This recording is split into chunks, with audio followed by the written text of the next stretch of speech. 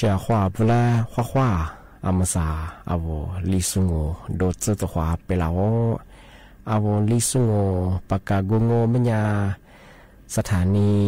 วิทยุกระจายเสียงแห่งประเทศไทยจังหวัดเชียงใหม่ว่าดางาวิทยุว่า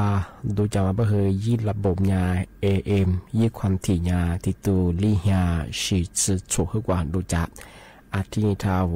ระบบไลฟ์สดไง Facebook ยี่เพจเพื่อสวทเชียงใหม่ AM 1476กิโลเฮิรตซ์ที่ได้บูญาคือดูหลังงงา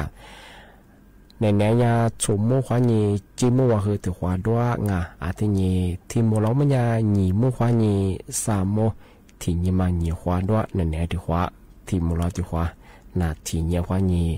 นาเยอะที่เดือดงอ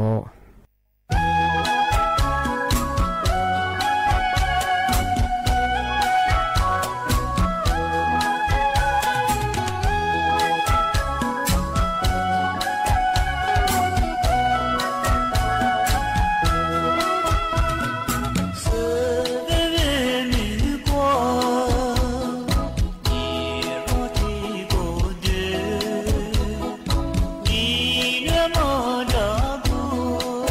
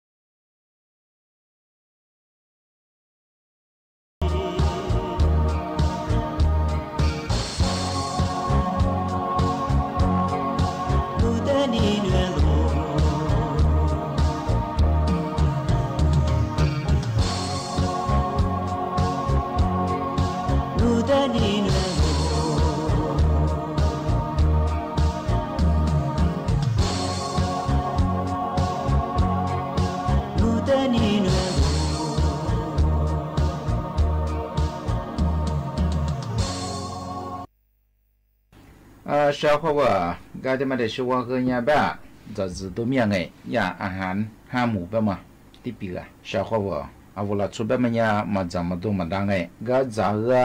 ดัวมาจะมาเอาจะชุกเนี่ยข้ามาเอาก็ดูที่มันเนี่ยแบบ小伙ว่าเอาก็ดูว่าอยู่อยากกูแบบมันเนี่ยอาหารแบบมันยังไงจะก็ตามมาจะเดียวมาหัวจิตจงอ่ะ我一吃过嘛个，我是一下过嘛，我这地方没下，也不有装嘛，我喜欢来了，所以也比我呀阿汉啦汉姆，我汉姆别么呀，我不嘛呀早，提子里我这里就话，早对就话，这么呀我老出喜欢呢，哈对了个什么这里是这滚吧，小伙不，啊我过对别么呀，阿里提子过子个，怕哈里怕卡里我别呀。阿里个提子那飘忽，阿提个阿汉啦汉姆别么也不是我小伙不，一把有别么也我喜欢的，来呀可装个，啊我是不如不被对应穷个，是不如不的我一飞过嘛嘛中我别呀，一是嘛丢个啦不啦，一便宜子一是你做一的一去嘛丢个啦啊，但我今年我拉出去的我，啊我在对呀嘛别呀一阿汉飞子过嘛。和我啊，我喜欢的地方哎，阿拉汉啦汉姆别么呀小伙不。俺们自抓别么样哎，有体子嘛，呀，原嘛花，阿夫阿奴阿伢子的，阿提是了装啊，而是你自己怎么别样的呀，饼、น้ำตาล不得很哎，而是呀，别都没都没吃等等哎，阿提么来装啊，而是你啥子的怎么别样，我票面别么样一片一起吃哎，我票面别么样，拍一片一起吃嘛，阿是我票个嘛别哎。哎，天么来装啊！而且呢，我里部的部嘛，我们也是路是，什么是指的是别凶哎，哎，天么来装啊！而且呢，我自己嘛，我们呀开满的原嘛的是不如不天么来装啊！哎，的讲哎，哎，天么最近我子小伙伴那边嘛哎，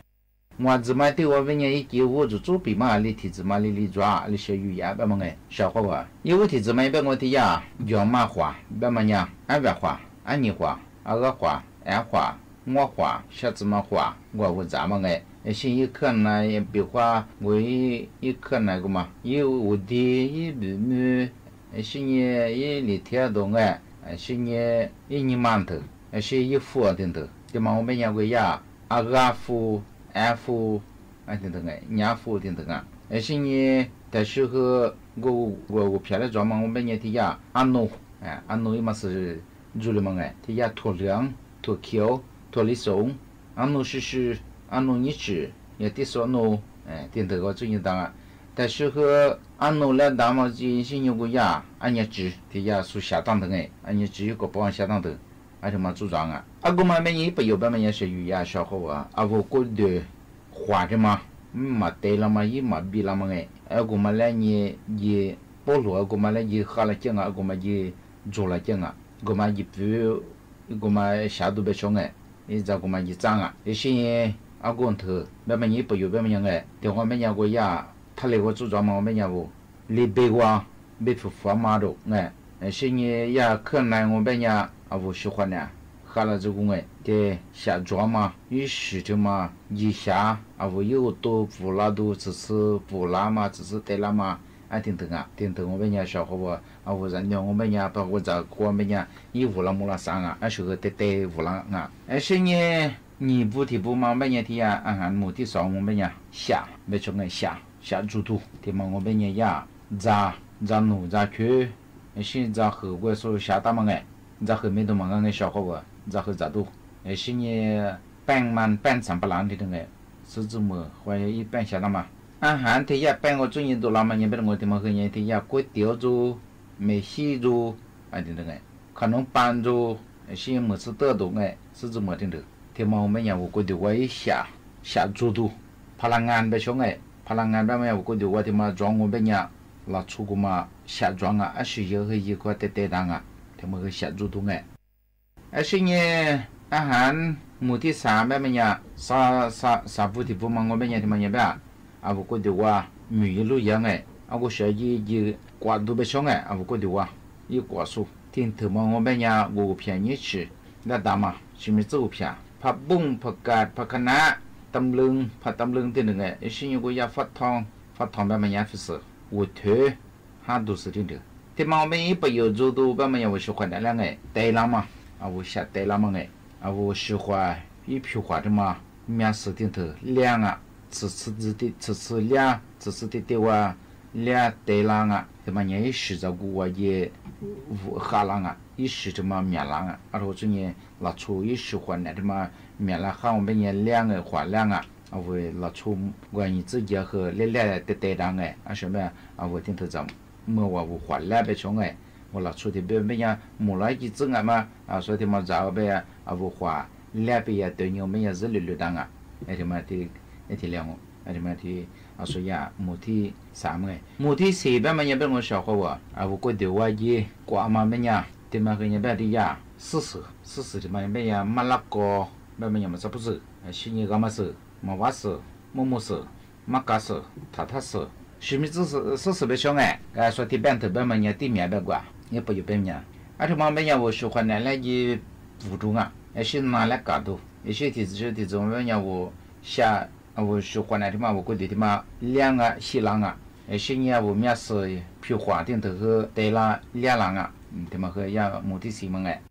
目的哈，我目的木嘛我本人小伙我目的不嘛我本人，这么也不啊我觉得，个的呀一次没种一次我最近做了嘛，200次2次，是年个是不如不票面的，他妈吃哎。就晓得了嘛，面子装哎，那么土啊，那么啊，你吃对，我吃东哎，是么不吃的，一不有别么也小伙伴真我们家我下主动啊，怕人安的嘛哎，我觉得哇，觉得热浪嘛，啊天他妈做么呀，我觉得哇热嘛做么也知道哎，小伙伴，那出国嘛吃嘛我们呀对人子的我下嘛做，啊天他妈做嘛我们呀养啊，啊头这样我觉得哇绿绿大嘛我们也天头真漂亮啊。啊，我一头最近听头我最近每年我下得下我年不上哎，啊，这我最近小伙我没啥我了，出别么样啊，喊的我们别么样哎，咋个哇别么样哎，啊，你提子他看了些，啊，你根本和听你你怎么别和你生意别人的话你怎么去玩哎，啊，你提子嘛得么在里别么样，嘛啊你只咋个提子啊，咱也是不当哎，啊，我嘛我们也我过度我说呢，我你帮他嘛做别呀，啊，我和那片那是。ผิวละโหไงกาทำมาปดูเป็นงอชาวเขาว่าอาหารหลัก5 หมู่เป็นยังไงกาที่นี่มองเป็นยังลิงที่ยังว่าจะไม่กินไงแกว่าชาวเขาว่าชอบปีกว่าอันนี้จีเป็นมันก็ที่นี่ที่เกิดดูมือควายเขามาหิ้งไงสิ่งที่มาหัวเป็นมันก็ที่นี่เนี่ยที่จะเป็นนี้ว่าจะเกี่ยอาก็ฟูเป็นมันก็ที่ที่มาลิงก็สลิควายเนี่ยว่าจะไม่กินไงที่ว่ากูเดียเนี่ยเกี่ยวกับจะเนี่ยเกี่ยวชั่วโมงเป็นเนี่ยอาที่มีเมียว่าจะไม่เกี่ยอาช่วงเป็นยังว่าเสียตัวดูเสียเมียจ้าดูไงสิ่งนี้咱面嘛和别我不当嘛家他们和个印刷大师，随便人在印刷师嘛我们呀，啊我们在一次个嘛一下子嘛10多吧，一不要面嘛中哎，啊我100的这个样没100我们一下子个嘛面，我便宜时候的我，啊我咋个米的咋个别我，个就做我怎么进哎点例子我是，小个别我啊我咋我们也40多时候就对人哎，啊我咋天我们呀不能买是唔办哎。我吃嘛，别么人也能当面，要么人老出个咱嘛是咱嘛和出看你往哎，啊我咱面那个能当面嘛，我们也嘛哈哎，啊我觉得啊是吧？我喜欢那面里边有个嘛那边拿票啊，而且那么木花吃头个听我，啊我咱嘛个呗，啊另个提花年呗，啊对对，我喜欢那我在路那这个这边么呀，这个那有个叫有个嘛当哎，这个我们呀我们和。那我哎，那他妈别人小伙我拿来比个别个嘛哎，个小伙我这是都面这个电话比个，电话没人我拿起来跟他拿。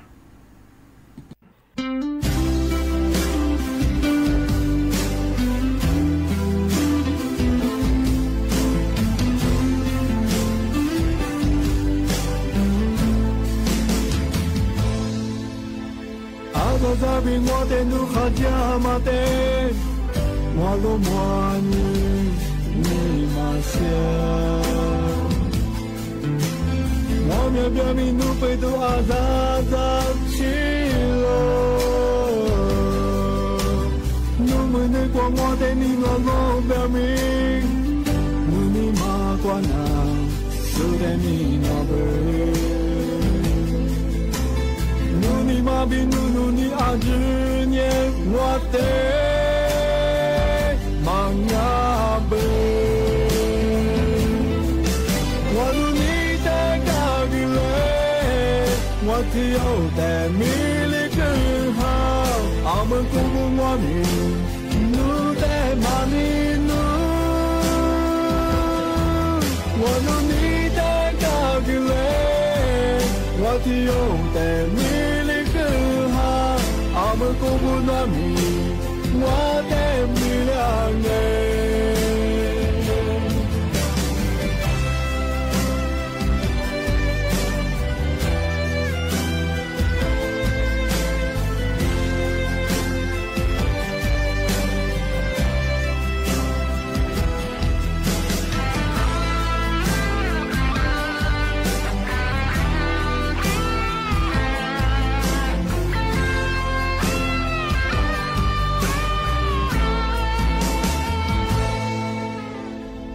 扎比我的努哈家嘛的，我都莫你嘛些，我们表明努贝都阿扎扎西了，努么努光我的你我路表明，努你嘛管他，是的你那贝。努尼玛比努努尼阿兹涅我的曼阿布，我努尼的卡格雷，我提有的米里根哈，阿布古布莫米，努的玛尼努，我努尼的卡格雷，我提有的米。阿们古布那米，我的米亮耶，我努力的高比嘞，我提用的米里更好，阿们古布我米，努的马里努，我努力的高比嘞，我提用的。古布诺米，我的米朗嘞，阿们古布诺米，我的米里图。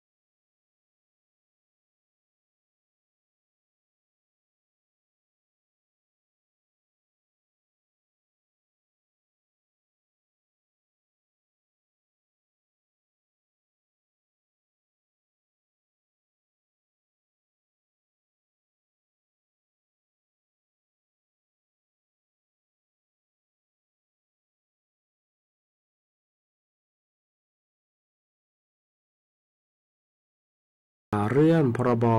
คอมพิวเตอร์เฉพาะงานทางวันนั้นได้ยุดงอว่าสู่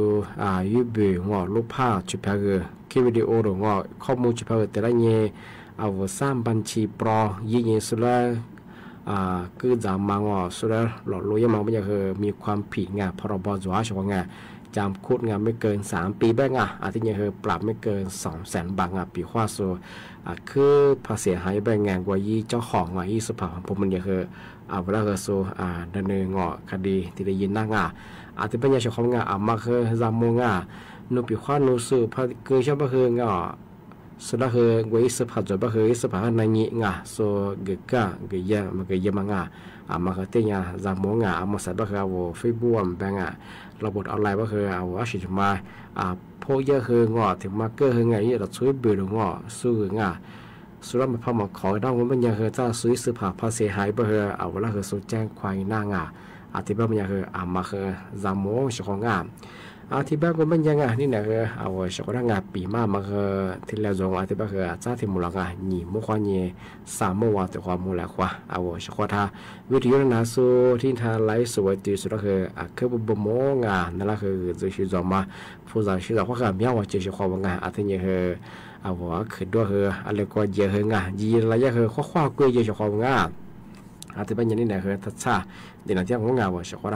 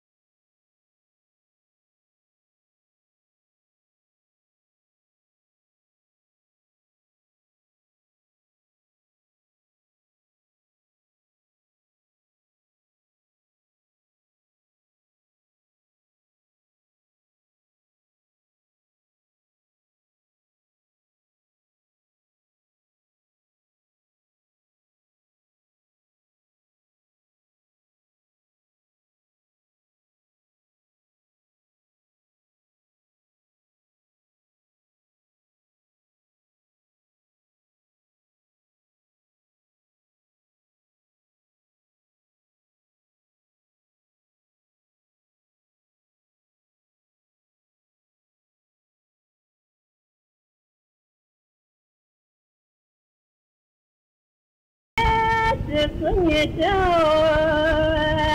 kênh Ghiền Mì Gõ để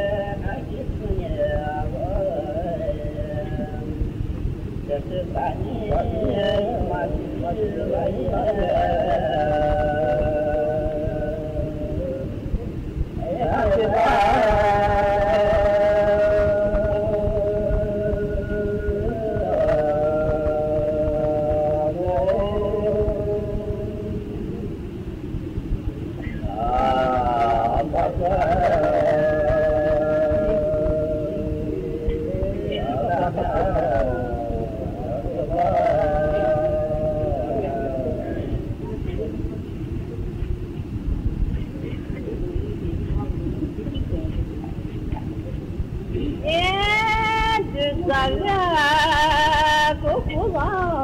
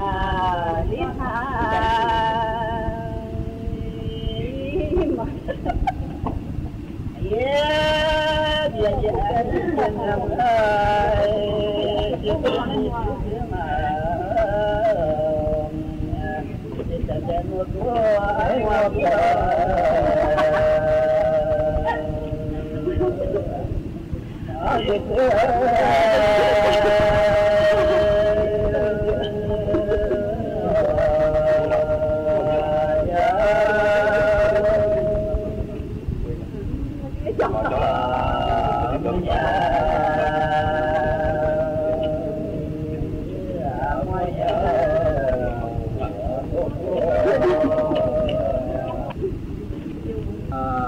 ما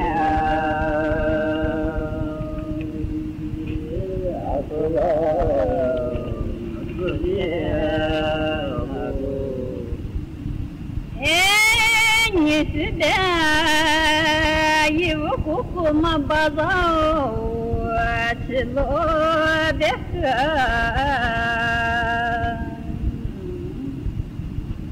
يجلى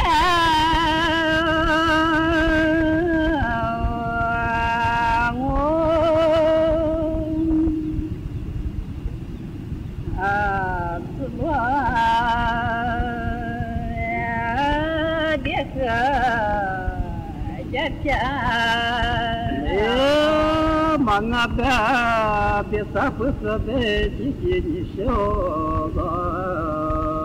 no pulo da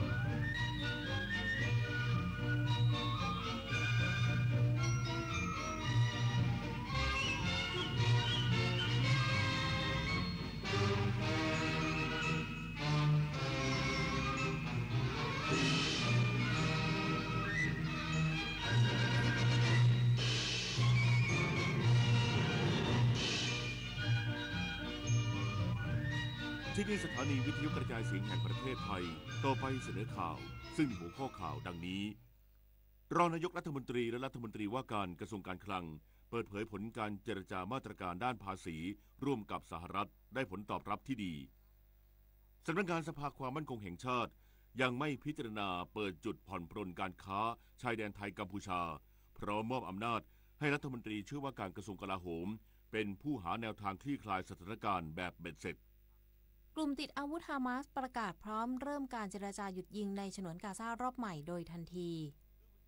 คู่พี่น้องนันทการและเบญญาภาเอี่ยมสะอาดผ่านเข้ารอบก่อนรองชนะเลิศการแข่งขันแบดมินตันเวิลด์ทัวร์แคนาดาโอเพ่น 2025 ต่อไปเป็นรายละเอียดของข่าวด้วยวันที่ 4 กรกฎาคม 2568 ตรงกับวันคล้ายวันพระราชสมภพของสมเด็จพระราชาธิบดีแห่งตองกาพระบาทสมเด็จพระเจ้าอยู่หัวทรงพระกรุณาโปรดเกล้าโปรดกระหม่อมให้ส่งข้อความพระราชสารถวายพระพรชัยมงคลไปยังสมเด็จพระราชาธิบดีแห่งตองกาในโอกาสวันคล้ายวันพระราชสมภพของฝ่าพระบาทหม่อมฉันขอถวายพระพรชัยมงคลและความปรารถนาดีด้วยใจจริงเพื่อฝ่าพระบาททรงมีพระพรามัยสมบูรณ์แข็งแรงและทรงพระเกษมสำราญทั้งเพื่อความผาสุกร่มเย็นและความวัฒนาถาวรของประเทศและประชาชนชาวตองกาความสัมพันธ์ฉันมิตรระหว่างประเทศไทยกับราชอาณาจักรตองกาได้พัฒนาก้าวหน้าและเจริญงอกงามมาโดยตลอดกอบกับมีค่านิยมร่วมกันและความร่วมมืออย่างใกล้ชิดทั้งในระดับทวิภาคีและพหุภาคีเป็นปัจจัยเกื้อหนุนหม่อมฉันเชื่อมั่นว่าบนพื้นฐานแห่งมิตรภาพอันมั่นคงประเทศของเราทั้งสองจะกระชับความเป็นหุ้นส่วนอันยังประโยชน์แก่กันให้แน่นแฟ้นยิ่งขึ้นไม่ว่าจะเป็นด้านการค้าการพัฒนาทรัพยากรบุคคลการเกษตรอย่างยั่งยืนหรือการสาธารณสุขอันจะนำมาซึ่งประโยชน์สุขเป็นอเนกประการแก่ประเทศและประชาชนทั้งสองฝ่ายต่อไปในภายภาคหน้าพระปรมาภิไธยมหาวิชิราลงกรณ์พระวชิรเกล้าเจ้าอยู่หัวรองนายกรัฐมนตรีและรัฐมนตรีว่าการกระทรวงการคลังเปิดเผยผลการเจรจามาตรการด้านภาษีร่วมกับสหรัฐได้ผลตอบรับที่ดีแต่ยังไม่ได้ข้อสรุปพร้อมนำผลที่ได้จัดทำข้อเสนอใหม่เพื่อบรรลุเป้าหมายประโยชน์สูงสุดของทั้งสองประเทศนายพิชัยชุนหาวชิระรองนายกรัฐมนตรีและรัฐมนตรีว่าการกระทรวงการคลังกล่าวถึงความคืบหน้าการเจรจาการค้าภาษีตอบโต้ร่วมกับสหรัฐว่าทีมไทยแลนด์ได้มีการหารือแลกเปลี่ยนความคิดเห็นร่วมกับหลายหน่วยงานของสหรัฐทั้งรัฐมนตรีช่วยว่าการกระทรวงการคลังของสหรัฐภาคเอกชนและภาคการเกษตรซึ่งบรรยากาศเป็นไปด้วยดีทำให้ได้รับผลตอบรับที่สำคัญสหรัฐมีความเชื่อมั่นและมั่นใจว่าประเทศไทยเป็นพันธมิตรทางเศรษฐกิจมาอย่างยาวนานและทำให้ไทยเข้าใจแนวคิดของผู้บริหารระดับสูงว่าต้องการสิ่งใดโดยสหรัฐได้ขอบคุณประเทศไทยที่มีความกระตือรือร้นในการเข้าร่วมเจรจาซึ่งไทยยืนยันว่าจะรับทุกความเห็นกลับไปจัดทำข้อเสนอใหม่เพิ่มเติมเพื่อประโยชน์ของทั้งสองฝ่ายการเจรจาวันนี้ข้อสรุปแล้วผมคิดว่าเป็นไปด้วยดีทางสหรัฐเองก็กล่าวขอบคุณนะครับที่ไทยมีความกระตือรือร้นในการเข้าร่วมเจรจาซึ่งเราก็ได้บอกว่านะครับเราจะรับฟีดแบ็กที่ได้วันนี้นะครับกลับไปจัดทำข้อเสนอใหม่เพิ่มเติมนะครับเพื่อประโยชน์ทั้งสองฝ่ายนายพิชัยยังกล่าวอีกด้วยว่าแม้การเจรจาขณะนี้จะยังไม่ได้ผลสรุปซึ่งคณะทำงานต้องนำเงื่อนไขจากสหรัฐกลับมาพิจารณาเพิ่มเติมเพื่อปรับเงื่อนไขข้อเสนอให้เกิดความชัดเจนและเพื่อให้บรรลุข้อตกลงที่เป็นประโยชน์สูงสุดของทั้งสองประเทศปฏิพล สัทธพรหมมารายงานรัฐมนตรีหลายกระทรวงได้เข้าปฏิบัติหน้าที่อย่างเป็นทางการพร้อมเดินหน้าขับเคลื่อนงานของรัฐบาลและผลักดันนโยบายซอฟต์พาวเวอร์ไทยสู่สายตาชาวโลก นายภูมิธรรมเวชยชัยรองนายกรัฐมนตรีและรัฐมนตรีว่าการกระทรวงมหาดไทยกล่าวมอบนโยบายแก่ผู้บริหารระดับสูงของกระทรวงและหน่วยงานในสังกัดในโอกาสเข้ารับตำแหน่งใหม่ว่าขอให้ทุกภาคส่วนร่วมกันขับเคลื่อนภารกิจและนโยบายรัฐบาลในการแก้ไขปัญหาความเดือดร้อนของประชาชนโดยภารกิจเร่งด่วนที่จะต้องดำเนินการคือมุ่งปราบปรามยาเสพติดภายใน3 เดือนแรกจึงต้องบูรณาการกำลังตำรวจทหารฝ่ายปกครองเพื่อให้เกิดผลการปราบปรามและแก้ไขปัญหาอย่างจริงจังและในวันที่14 กรกฎาคมที่จะถึงนี้จะมีการประชุมร่วมกับปปส.และหน่วยงานความมั่นคงเพื่อบูรณาการข้อมูลข่าวกรองการสืบสวนทางการเงินและขยายผลสู่เส้นทางเครือข่ายค้ายาเพื่อให้เห็นผลการทำงานชัดเจนโดยเร็ว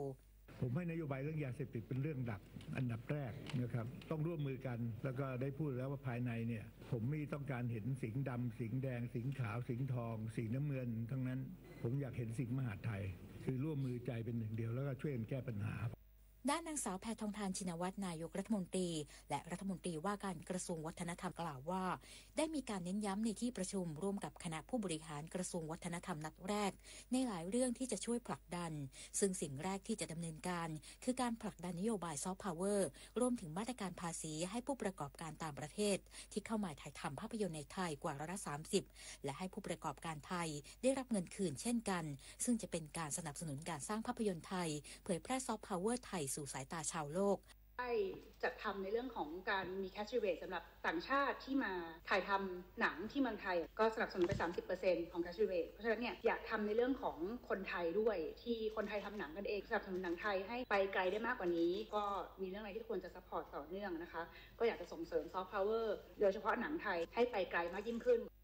ขณะที่นายพงศ์กวินจึงรุ่งเรืองกิจรัฐมนตรีว่าการกระทรวงแรงงานกล่าวว่าจะเร่งดำเนินการพัฒนาทักษะ AI ยกระดับแรงงานไทยให้สอดคล้องกับภาคการผลิตและบริการทันต่อความต้องการของตลาดดึงแรงงานทุกกลุ่มเข้าสู่กระบวนการการฝึกทักษะคุ้มครองแรงงานอย่างเท่าเทียมโดยผลักดันกฎหมายแรงงานใหม่ให้ครอบคลุมแรงงานนอกระบบกว่า21ล้านคนพร้อมศึกษารูปแบบการทำงานใหม่เพื่อพัฒนากฎหมายและระบบประกันสังคมให้ทันสมัยมากยิ่งขึ้นสร้างโอกาสทางเศรษฐกิจด้วยการยกระดับรายได้ให้แก่แรงงานไทยได้รับค่าจ้างสูงกว่าวันละ400 บาทด้วยการพัฒนาทักษะฝีมือ Upskill Reskill และจัดระเบียบแรงงานต่างด้าวที่ทำงานในประเทศไทยอย่างเร่งด่วนมาริชัยโยรายงานศูนย์เฉพาะกิจบริหารสถานการณ์บริเวณชายแดนไทยกัมพูชาย้ำการดำเนินการของศูนย์ยังคงยึดหลักความรอบคอบรอบด้านและใช้แนวทางสันติส่วนการเพิ่มความเข้มข้นของจุดผ่านแดนเป็นมาตรการที่หน่วยงานในพื้นที่พิจารณาโดยคำนึงถึงชีวิตความเป็นอยู่และความปลอดภัยของประชาชนเป็นสำคัญพลเรือตรีสุรสันต์คงสิริรองโฆษกกองบัญชาการกองทัพไทยกล่าวว่าตลอดช่วงระยะเวลาที่ผ่านมาต้องขอบคุณประชาชนที่อดทนอดกลั้นและเสียสละแสดงพลังความสามัคคีในฐานะทีมไทยแลนด์ที่สนับสนุนการปฏิบัติงานของหน่วยงานด้านความมั่นคงอย่างเต็มที่พร้อมย้ำการดำเนินการของศูนย์เฉพาะกิจยังคงยึดหลักการรอบคอบรอบด้านใช้สติใช้แนวทางสันติรวมถึงเดินหน้าปราบปรามอาชญากรรมข้ามชาติอย่างต่อเนื่องบูรณาการปราบปรามกระบวนการปราบปรามอาชญากรรมข้ามชาติอย่างต่อเนื่องนะครับและเป็นระบบนะครับอันนี้เป็นประเด็นที่อยากจะเรียนพี่น้องประชาชนด้วยนะครับว่าเป็นสถานการณ์ที่รัฐบาลนั้นมีมาตรการดำเนินการมาโดยตลอดในการเร่งรัดปราบปรามอาชญากรรมข้ามชาติอย่างต่อเนื่องตามแนวชายแดนนะครับ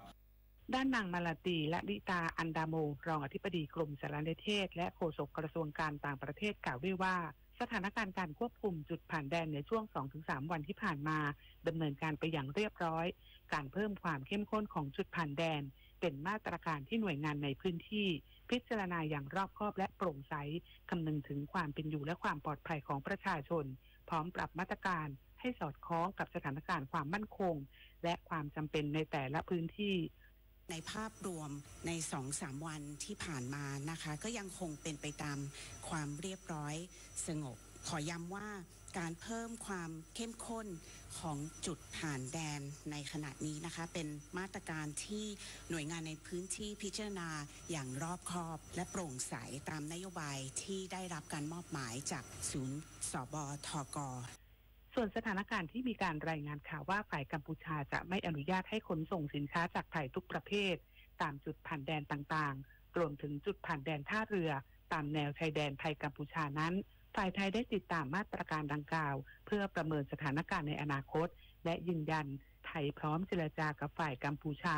ในทุกกรอบการเจรจาระดับทวิภาคีกนิกาแก้วใสรายงานที่ประชุมสำนักงานสภาความมั่นคงแห่งชาติยังไม่พิจารณาเปิดจุดผ่อนปรนการค้าชายแดนพร้อมมอบอำนาจให้รัฐมนตรีช่วยว่าการกระทรวงกลาโหมเป็นผู้หาแนวทางคลี่คลายสถานการณ์ชายแดนแบบเบ็ดเสร็จนายภูมิธรรมเวชยชัยรองนายกรัฐมนตรีและรัฐมนตรีว่าการกระทรวงมหาดไทยกล่าวว่าในที่ประชุมสภาความมั่นคงแห่งชาติวานนี้พลเอกณัฐพลนาคพาณิชย์รัฐมนตรีช่วยว่าการกระทรวงกลาโหมได้รายงานถึงสถานการณ์ชายแดนไทยกัมพูชาขณะนี้ยังคงมีความตึงเครียดจึงยังคงมาตรการทั้งหมดที่ทำไว้